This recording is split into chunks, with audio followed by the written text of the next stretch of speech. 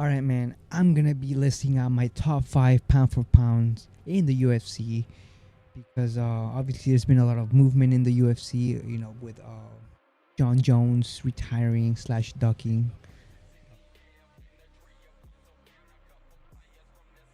with John Jones ducking, and Islam not having a title, moving up to 170, and then with what happened last weekend, Topuria, phenomenal win against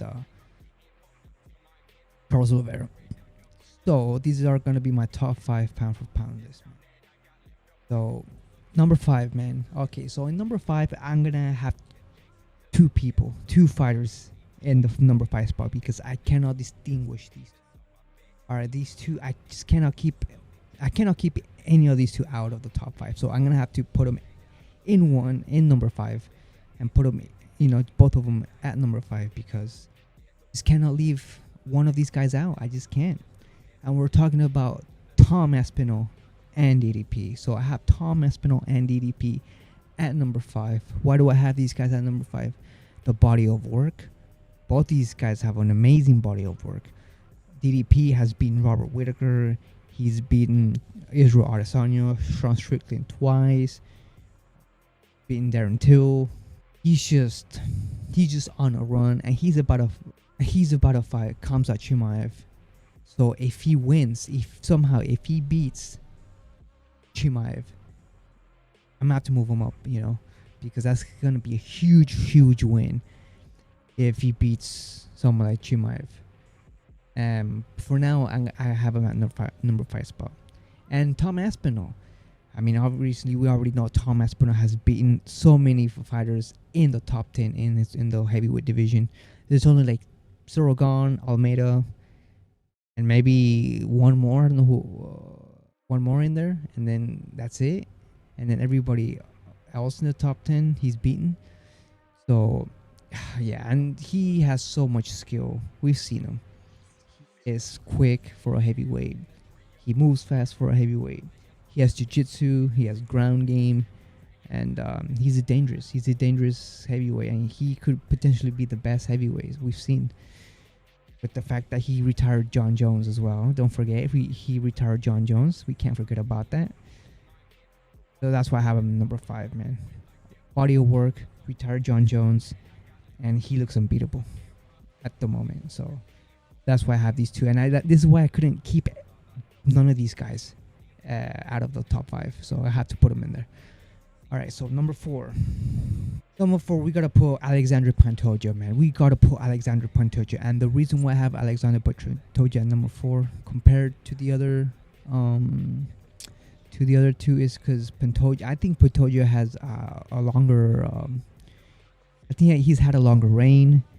He's overlapped the division already. Let's not forget about that. He's beaten Moreno 3 times. He's beaten Royval twice. He's beaten Kaya Sakura. He's beaten Kai Kara France fucking twice already. He's beaten a lot of them, and he's overlapping the division. There's no more in the UFC in the flyweights to compete, so that's why they had to put Joshua Van, someone that's number 12, I think, in the rankings. He's number 12 in the rankings, so that's why they had to put him in there now, because Pantoja ran out of contenders at this point. So that's why I have him at number 4, man, because he's had a longer reign and he's overlapped the division already. So yeah, number 4, Pantoja. We gotta start respecting him, bro. He's top 5 definitely. So I don't know what the hell is wrong with the UFC. So I better respect the UFC to have this guy at top 5, man. When they move up the rankings tomorrow, on Tuesday. So I hopefully he's top 5 because he is top 5 material, bro. He has an iron chin. Good in the ground. Once he gets you in the ground, once he takes you down, it's pretty much game over. Like, he is so good in the ground, bro. He's so dominant in the ground, and his striking is pretty good. It's not the best compared to Joshua Van. I think Joshua Van has a better striking, but it's not that bad, bro. He could handle himself with the striking, bro. Alright, he could hang in there. But he's so good at knowing, cutting the distance and getting up, getting to you. He's so good at that, and that's why he's pretty much on the run that he's on. So he fucking so Alexander Pantoja at number 4. Number 3. All right, so on number 3 I have Islam Makhachev. Yes, surprising. I have Islam Makhachev at number 3. What do I have at number 3? I just think the the people that are ahead of him have done just more impressed with what they've done recently than Islam Makhachev. Islam Makhachev, obviously it wasn't his fault, because we already know Arman couldn't even make weight. That was the reason why they haven't given him a chance, because it's not because he was injured. It's because he couldn't make weight, and he lost his opportunity. And it's not Islam Makhachev's fault that Arman Tsarukyan missed weight. But he fought Moicano, who is, we saw what happened with what Dariush did to Moicano, man. So, and then I think he fought Dustin Poirier before that. That was a good fight, Dustin Poirier. But Dustin Poirier is 30. What? He's 35. He's still good, solid. But man, that was a good win. But then he obviously fought Volkanovski, I think, and he KO'd him. But he didn't fight the best Volkanovski, He did fight him on the first one, and it was a close fight. But the second one was a farce, bro. Volkanovski came out of the couch, and he wasn't even conditioned to fight, man. So for me, that second Volkanovski win, it's not, I don't have it that high, man, unfortunately. And that's it. And you compare that to the other two that I'm about to mention in a bit, you'll guys see why he's the number 3. But if he goes there, beats JDM, I can move him up to 1. Because double champ status is pretty, something only 10 people have done.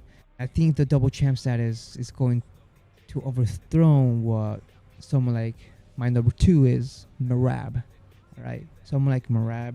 Because yes, Merab has an amazing resume. That's why I have Merab at number 2 and Islam Makhachev at number 3, because I just think Merab's resume is more impressive than Islam Makhachev's, man.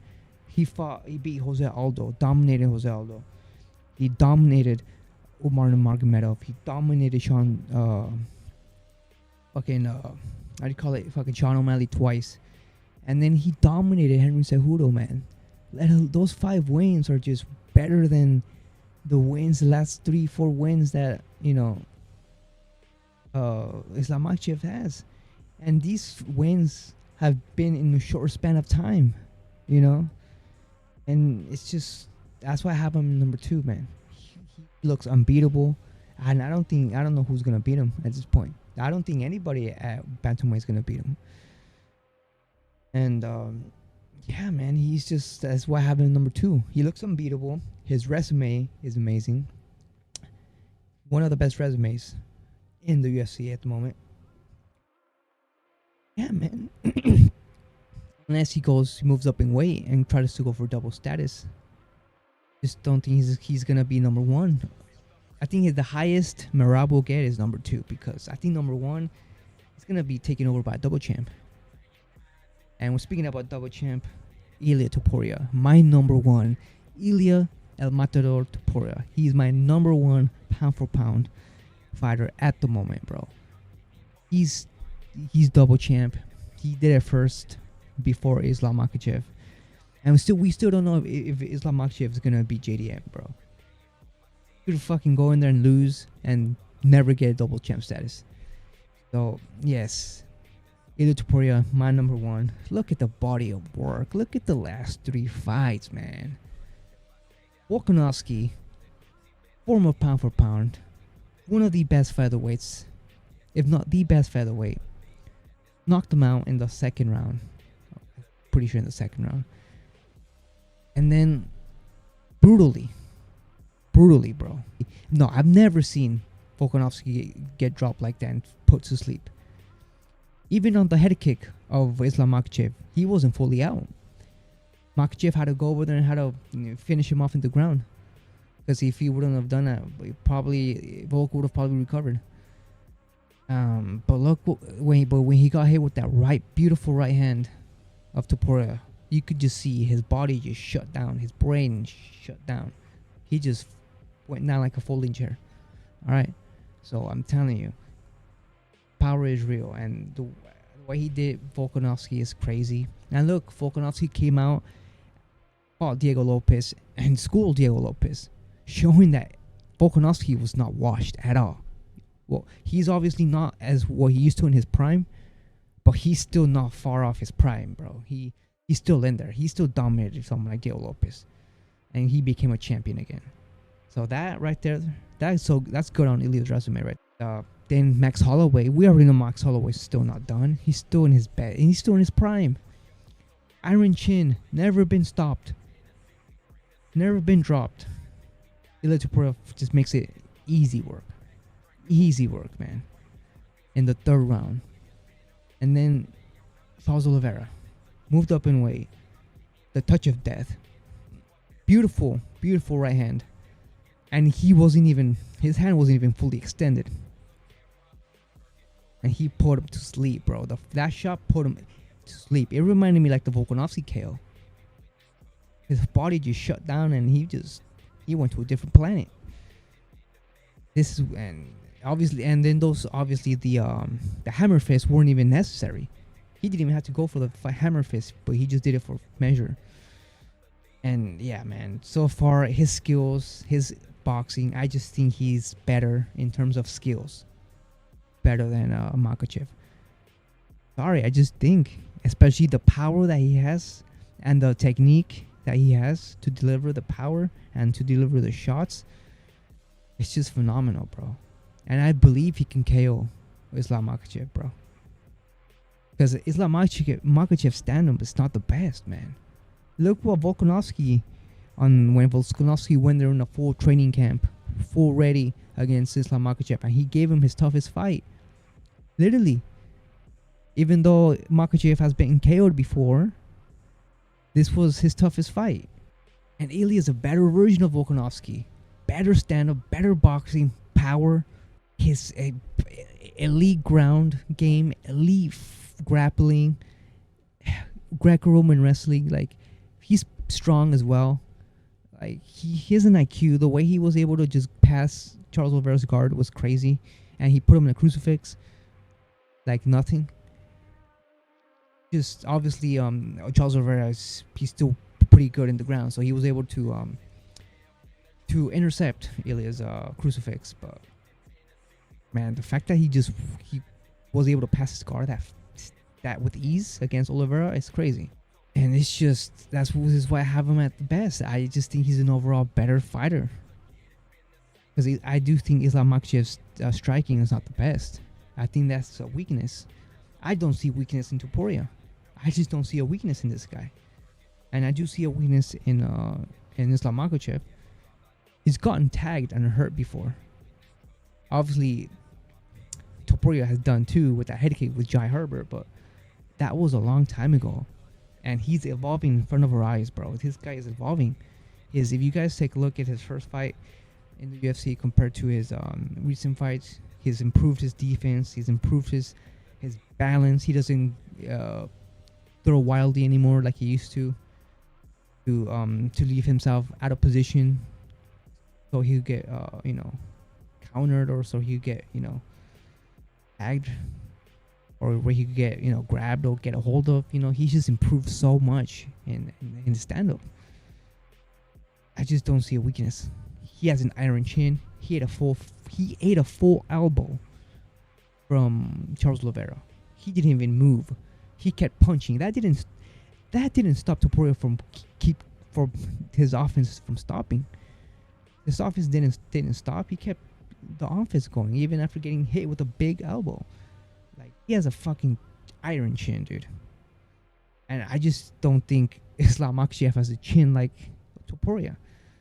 Another weakness is his chin. He's gotten tagged before. He's gotten KO'd before.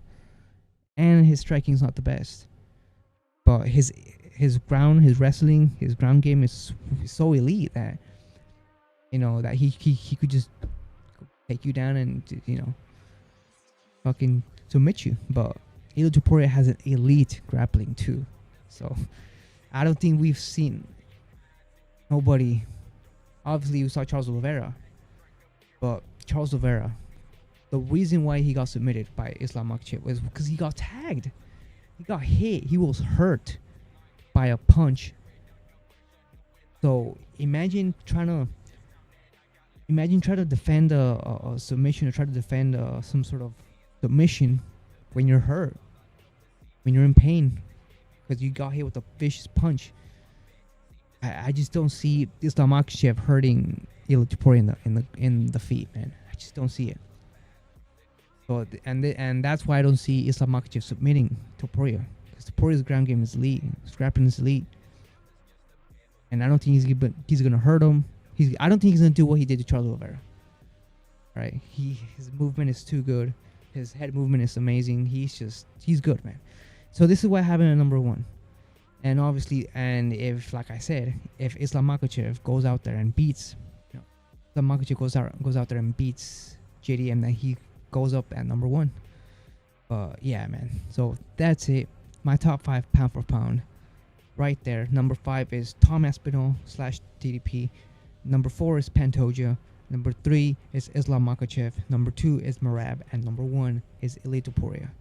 So that is my top 5 pound for pound. Hope you guys enjoyed it. Let me know your list down in the comments below. I want to see what other guys think, because remember, it's all opinion, and it's fun to have different opinions, man. It's boring if we all have the same opinion. So I'm really curious to see what your guys' opinions are on your guys' pound for pound. So list it down in the comments below, and yeah, man, thank you all for watching.